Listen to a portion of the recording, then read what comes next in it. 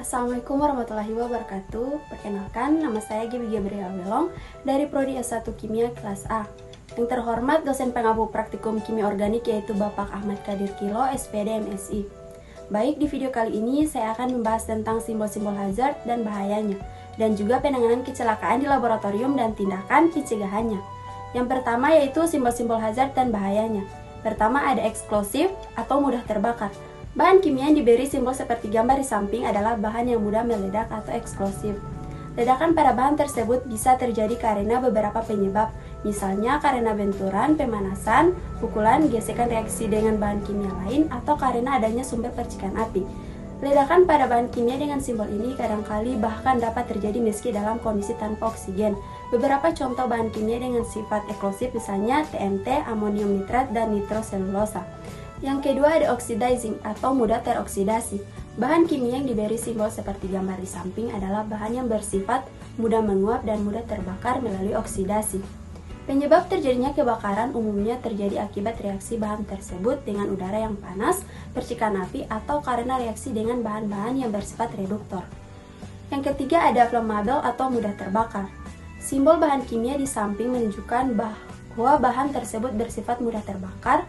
Bahan mudah terbakar dibagi menjadi dua jenis, yaitu extremely flammable, amat sangat mudah terbakar, dan highly flammable, sangat mudah terbakar.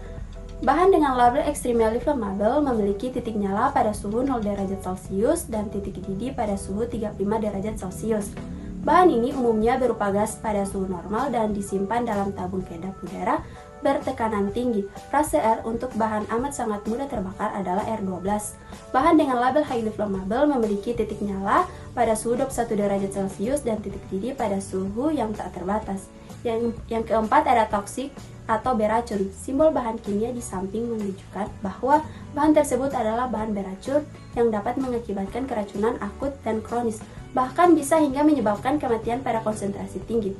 Keracunan karena bahan dengan simbol di atas bukan hanya terjadi jika bahan tersebut masuk melalui mulut, ia juga bisa meracuni lewat proses pernapasan atau inhalasi atau melalui kontak dengan kulit. Beberapa contoh bahan kimia bersifat racun misalnya arsen tiklorida dan merkuri klorida. Yang kelima ada harmful iritan atau bahaya iritasi. Simbol bahan kimia di samping sebetulnya terbagi menjadi dua kode, yaitu kode XN dan kode XI. Kode XN menunjukkan adanya risiko kesehatan jika bahan masuk melalui pernapasan atau inhalasi, melalui mulut dan melalui kontak kulit. Contoh bahan dengan kode XN misalnya piridin, sedangkan kode XI menunjukkan adanya risiko inflamasi jika bahan kontak langsung dengan kulit dan selaput lendir. Contoh bahan dengan kode XI misalnya amonia dan benzil klorida. Frase R untuk bahan berkode XN yaitu R20, R21, dan R22, sedangkan untuk kode XI yaitu R36, R37, R38, dan R41. Yang keenam ada korosif atau korosif.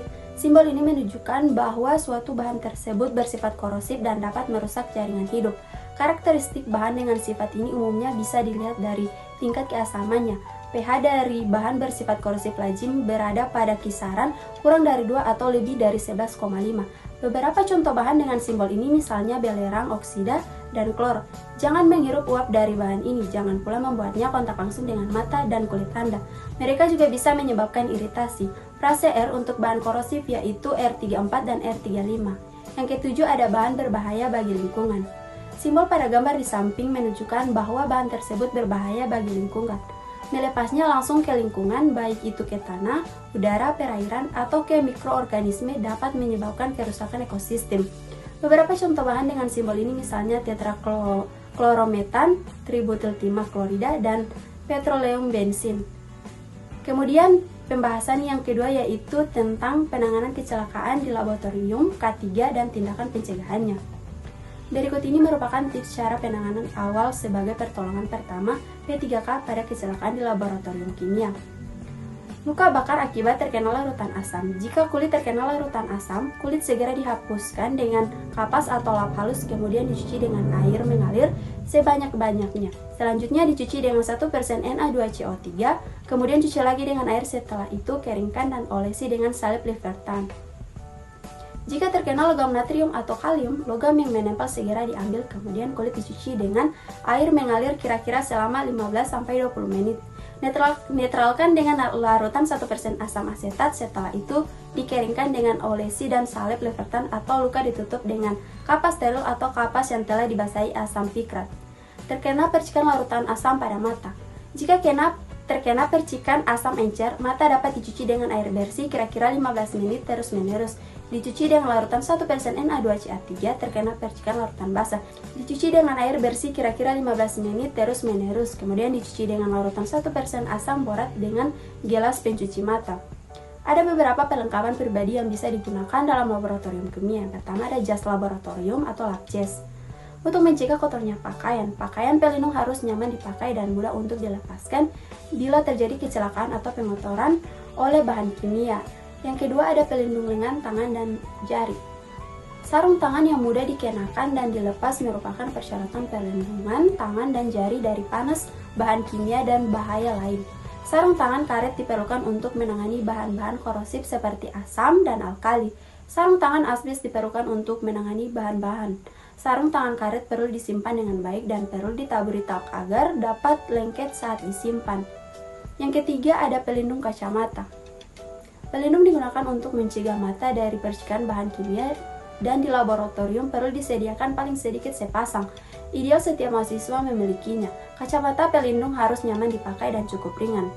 Kacamata pelindung perlu dipakai bila bekerja dengan asam bromin dan amonia. Kemudian yang keempat ada respirator dan lemari uap. Respirator sebagai pelindung terhadap gas, uap, dan debu yang dapat mengganggu saluran pernapasan. Bila bekerja dengan gas-gas beracun walaupun dengan jumlah sedikit seperti klorin, bromin, dan nitrogen dioksida, maka perlu dilakukan di lemari uap dan perlu ventilasi yang baik untuk melindungi dari keracunan. Kecelakaan sering terjadi karena meninggalkan keran gas dalam keadaan terbuka. Keran pengeluaran gas di dalam lemari uap harus selalu ditutup bila tidak digunakan. Kemudian yang kelima ada layar pelindung. Digunakan jika ragu akan terjadi ledakan dari bahan kimia dan alat-alat hampa udara. Baik, itulah penjelasan dari saya. Lebih dan kurangnya mohon maaf. Sekian dari saya. Wassalamualaikum warahmatullahi wabarakatuh.